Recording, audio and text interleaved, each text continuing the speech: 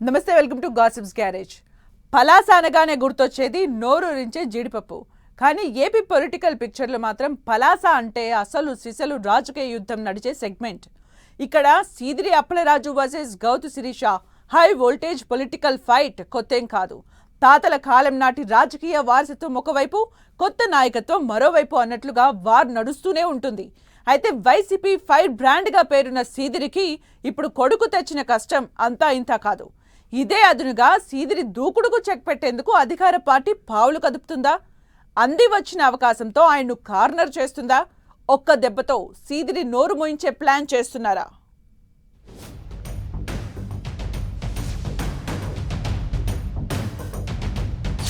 Seediri versus Gouthu Sirisha పలాసలో fight. ఎప్పటి నుంచో ఇద్దరి మధ్య రాజకీయ యుద్ధం. లేటెస్ట్ గా సీదిరి కుమారుడి ఎపిసోడ్ తో రచ్చ. ఇదే అదురుగా అప్పలరాజును కార్నర్ చేస్తున్నారా? కొడుకు కేసులో డాక్టర్ సాబ్ ముందున్న ఆప్షన్స్ ఏంటి? ఏపీ రాజకీయాల్లో వాడివేడిగా రాజకీయాలకు పెట్టింది పేరు పలాస నియోజకవర్గం. ఎమ్మెల్యే గౌతు శిరీష, మాజీ మంత్రి సీదిరి అప్పలరాజు మధ్య పొలిటికల్ వార్ రెగ్యులర్ ఎపిసోడ్లా నడుస్తూనే ఉంటుంది. ఇష్యూ ఏదైనా వాళ్ళిద్దరి మధ్య పచ్చగడ్డి వేస్తే భగ్గుమనే పరిస్థితి ఉంటుంది.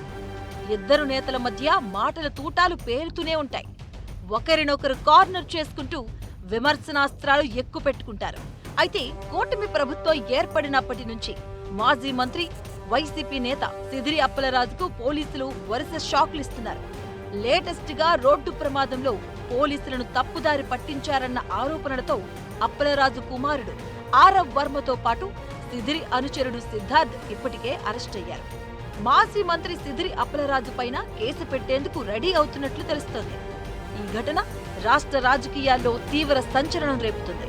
నిర్లక్ష్యంగా వెహికల్ నడిపి ఒకరి మరణానికి కారణమవడమే కాకుండా పోలీసులను తప్పుదారి పట్టించడం, తప్పుడు సమాచారం ఇచ్చారన్న ఆరోపణలతో మాజీ మంత్రి అప్పలరాజు కుమారుడినే పోలీసులు అరెస్ట్ చేశారు.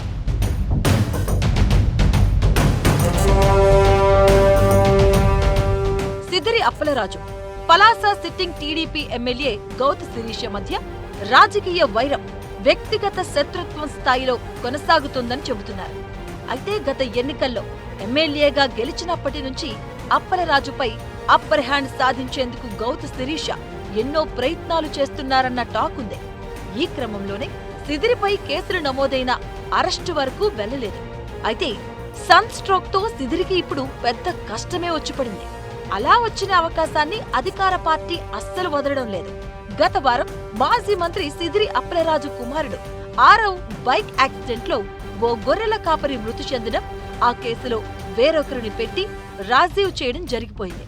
అయితే ఆలస్యంగా వెలుగులోకొచ్చిన ఈ విషయాన్ని టీడీపీ పార్టీ అస్సలు వదిలిపెట్టడం లేదు. రీఇన్వెస్టిగేషన్ చేయిస్తూ గొర్రెల కాపరి యాదయ్య మృతికి సీదిరి అప్పలరాజు కారణమంటూ ఎమ్మెల్యే గౌతు శిరీష ఆరోపణలు చేయడం చర్చకు దారితీసింది.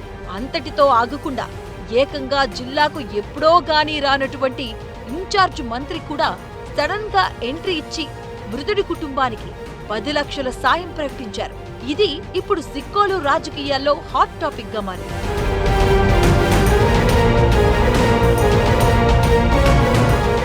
మాజీ మంత్రి సీదిరి అప్పలరాజు కూటమి నేతలపై విరుచుకుపడుతూ ఉంటారు.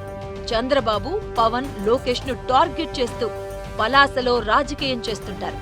అలాంటి నేతను ఇప్పుడు అందివచ్చిన అవకాశంతో కార్నర్ చేయాలని చూస్తుందట టీడీపీ. దీంతో సీదిరి అప్పలరాజు టీడీపీకి టార్గెట్ అయ్యారని పొలిటికల్ సర్కిల్స్ లో చర్చ సాగుతుంది. వైసీపీలో సీనియర్ నేతగా ఉన్న అప్పలరాజు ప్రభుత్వ వైఫల్యాలను ఎంటగట్టడంతో పాటు తమ అధినేత జగన్ ను ఎవరు విమర్శించినా వెంటనే కౌంటర్ ఇస్తుంటారు.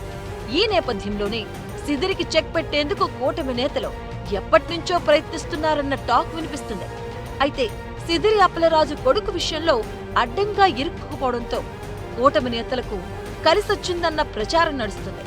ఈ కేసులో సీదిరిని టార్గెట్ చేసి ఆయన స్పీడ్ కు బ్రేకులు వేసేందుకు అధికార పార్టీ కుట్ర చేస్తుందని అంటున్నారు వైసీపీ నేతలు. మరోవైపు సీదిరి మాత్రం తాము ఎప్పుడూ ఇలాంటి రాజకీయాలు చెయ్యలేదని ఫ్యామిలీ, పిల్లల జోలికి వెళ్లలేదని అంటున్నారు. అధికార పార్టీ నేతలు తన కొడుకుని ఇబ్బంది పెట్టి రాజకీయంగా తనపై పైచేయి సాధించాలని ఆరాటపడుతున్నారని మండిపడుతున్నారు సిదిరి అప్పలరాజు. ఈ ఎపిసోడ్లో ఎవరు పైచేయి సాధిస్తారో, సిదిరి ఎలా సేఫ్ గా బయటపడతారో చూడాలి మరి.